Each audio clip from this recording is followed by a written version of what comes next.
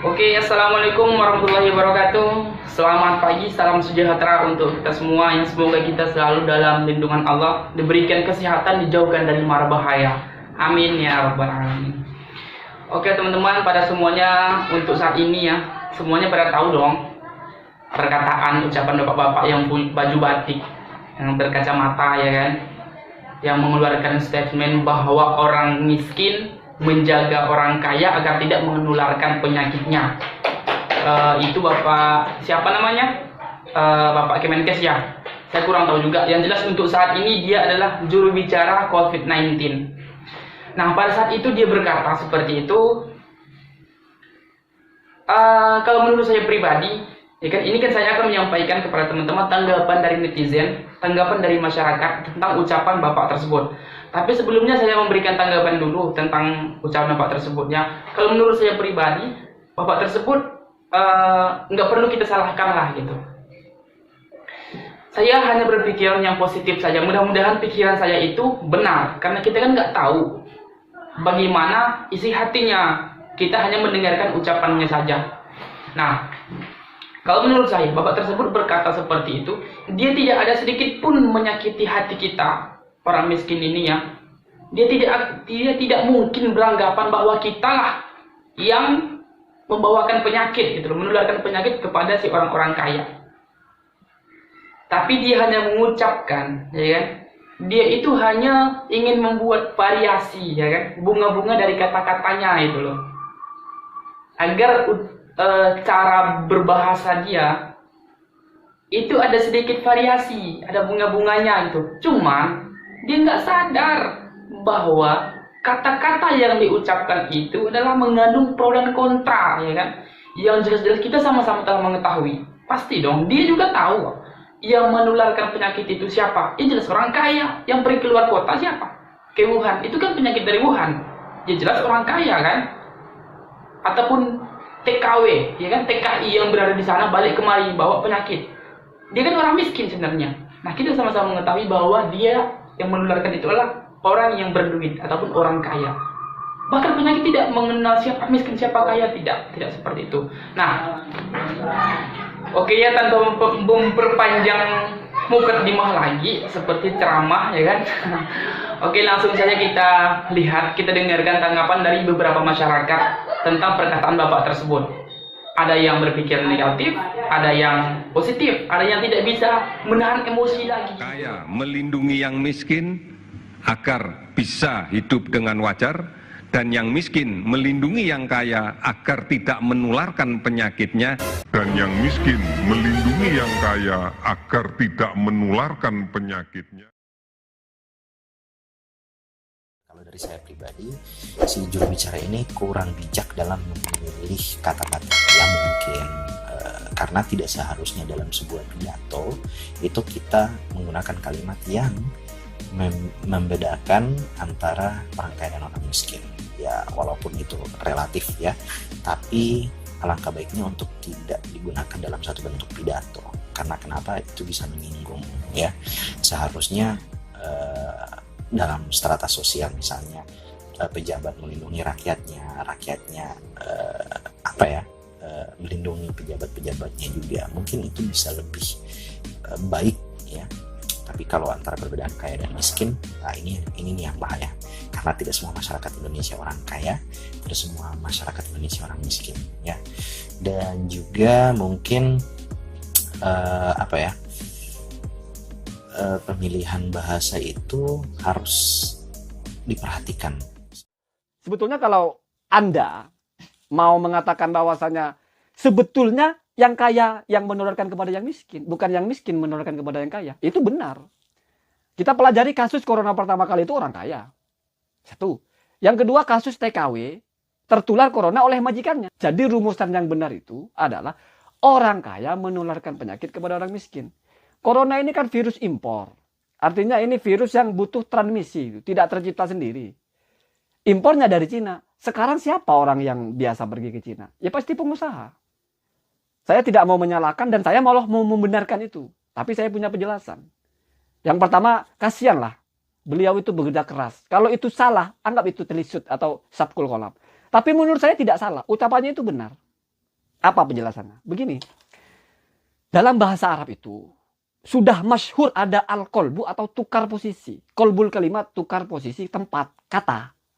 Jadi jangan heran kalau orang Arab itu bilang, adkhaltu al-qalam suwata fi ra'si. Aku memasukkan peci ke dalam kepala. Itu sudah biasa orang Arab. Di mana maksudnya adalah adkhaltu ra'si fi qalam suwati. Aku memasukkan kepalaku ke dalam peci gitu. Tapi dibalik itu biasa. Orang Arab ngomong itu biasa. Bahkan justru itu menjadi sisi keindahan mereka kalau ngomong. Dibolak-balik. Teruntuk jubir Kemenkes yang punya lak-lakan nggak bisa dijaga, yang bilang kalau orang miskin ngebantu orang kaya biar tidak menularkan penyakitnya. Maksud lu apa? Hah?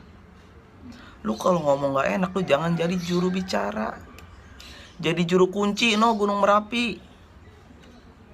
Ngomong enak banget ya. Lagian kita orang miskin nih Pak, nongkrong juga paling di dekat rumah Pak, dekat rumah yang warungnya udah mau ambruk tuh gak, yang kena angin dikit nih gerak warungnya, minumnya ale-ale. Kita nih sakit tenggorokan bukan karena suspek corona, radang banyakan minum ale-ale sama granita. Lagian virus mana tahu Pak, yang kaya yang miskin gak tahu virus. Ini virus nih, dia tahu, mana tahu dia gaji UMR Karawang, gaji UMR Jogja, gaji UMR Bekasi, nggak tahu dia Pak. Kecuali itu virus kerja di bank, bisa lihat rekening koran tuh beda lagi ya.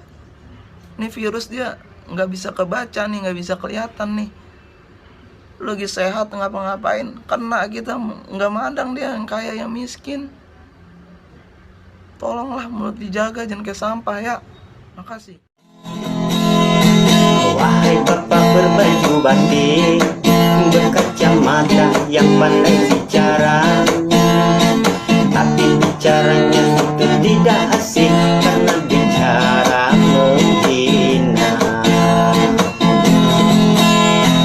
Kami miskin tak punya apa-apa, mencari makan pun begitu sulit. Walaupun hidup dalam susah, tapi kami bukan biang penyakit. Kami kecewa, kami sakit hati. Sadarlah diri wahai saudara.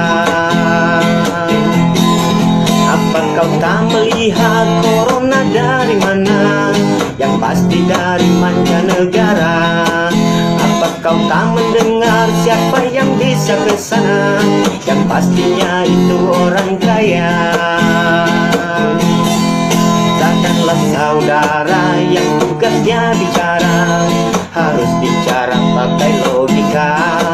Jika ini ujian dunia dan Indonesia, miskin dan kaya jangan dibaca. Kemenkes hari ini melakukan blunder lagi dengan mengeluarkan statement yang menurut saya sangat-sangat mengecewakan, yang jujur kontroversial. Pak Menkes, Pak Terawan, dan Pak Jubir, asal kalian tahu bapak-bapak, bahwa kami ini di tenaga medis berjuang tenaga di depan, itu hanya mempertaruhkan nyawa Pak. Banyak teman-teman saya itu udah meninggal Pak, ya kan? Dan banyak guru-guru saya itu udah meninggal Pak. Dan ratusan teman saya itu sekarang lagi dirawat Pak. Asal bapak tahu nih Pak Yuri dan Pak Terawan, kalau ngomong tuh dipikir Pak, tolong banget Pak. Jangan mengeluarkan statement yang menimbulkan perdebatan di masyarakat. Anda itu di BNPB mengeluarkan statement barusan, yang miskin menularkan yang kaya, itu gak jelas Pak. Jangan pernah membenturkan penyakit dengan status sosial di masyarakat. Saya itu capek Pak, tapi lebih capek teman-teman saya di GD. Anda itu Menkes, Jubir Menkes, Anda itu membawa nama pemerintah di Indonesia. Setuju gak Pak? Setuju. Capek kita berdua ini Pak. Capek semua tenaga medis di Indonesia itu capek Pak. Jadi tolong Pak, kalau Anda ini mengeluarkan statement yang salah, itu kerja keras kita kayak gak ada harganya Bapak. Dan yang kedua, tolong ya Pak Jubir Menkes Hai orang-orang kaya, perkenalkan ini kami orang-orang miskin yang gak tahu diri, ya kan? Udah tahu lockdown, nggak bisa kerja, nggak bisa cari duit, diam di rumah. Ini badan tetap bongsor, besar-besar. Tuh. Ini yang dinamakan orang miskin, nggak tahu diri, tapi sehat walafiat. Kami yakin kami tidak penyakitan ya guys. Penyakit orang miskin itu nggak ada penyakit yang parah-parah. Palingan kami penyakit kurapan, kudisan, sama panuan ya guys. Nah, perlu dikenali kami orang-orang miskin yang nggak tahu diri ini nggak bakalan nularin penyakit corona. Ya, karena kami selalu berdiam diri di tempat kami sendiri. Ya kan, kami nggak pernah keluar kota. Ya, asal mula penyakit itu kan di Wuhan. Kan, kami nggak pernah ke Wuhan. Ke Jakarta nggak pernah. Kami di kampung. Kami orang miskin ini guys. Yakin sehat walafiat. Tuh. Palingan cacingan ya kan? Kan? Ada keluaran kecil. Yakin deh kami nggak ada corona. Kolorna ada. Ya kan deh. Jadi salam dari wak-wak itu katanya orang miskin nularin penyakitnya. Ini yang paling miskin guys ya. Nggak bakalan nularin corona. Ya, dia sehat walafiat. Berani cium, nih, cium. Nggak bakalan keturunan corona. Ya, dadah wassalam. Yang orang kaya ya jaga kesehatan, diam-diam di rumah, jangan keluar-keluar. Yang kaya lindungi yang miskin agar bisa hidup wajar. Yang miskin lindungi yang kaya agar tidak tularkan penyakitnya. Bapak mungkin belum ngalamin yang namanya susah cari duit hari ini buat makan hari ini. Sampai malam nggak dapet, akhirnya nggak makan. Kami mungkin miskin sekarang Pak. Mungkin kami bodoh, tapi kami nggak pernah ngebodohin orang lain. Nggak pernah kami ngeluarin statement yang bikin bodoh orang lain. Sekarang kita pikir ya Pak, itu penyakit dari luar negeri asalnya. Orang miskin mana yang sering bolak-balik ke luar negeri? Nggak ada Pak. Jadi jangan dibilang kami yang nularin penyakit. Pak, kalau ngomong itu dipikirin dulu, baru ngomong. Cukuplah Pak orang lain aja yang bodoh, Bapak jangan. Itu aja ya Pak pesan saya. Terima kasih. Anjing, gue ngomongnya hebat banget sih. Oke, itulah sebagian tanggapan dari masyarakat ya teman-teman. Saya berharap kita semua bisa ya saling menjaga ya kan, agar semoga penyakit ini diangkat oleh Allah Subhanahu wa Ta'ala. Kita selalu berdoa, beramal, ya, melaksanakan kewajiban kita, berdoa kepada Allah semoga ujian ini diangkat oleh Allah Subhanahu wa Ta'ala. Dan kita doakan semoga semua yang sudah kena penyakit tersebut diangkat oleh Allah penyakitnya, dan para tim medis diberikan kekuatan, kesehatan agar bisa merawat ataupun menyembuhkan kembali orang yang sakit. Sekian, terima kasih. Wassalamualaikum warahmatullahi wabarakatuh.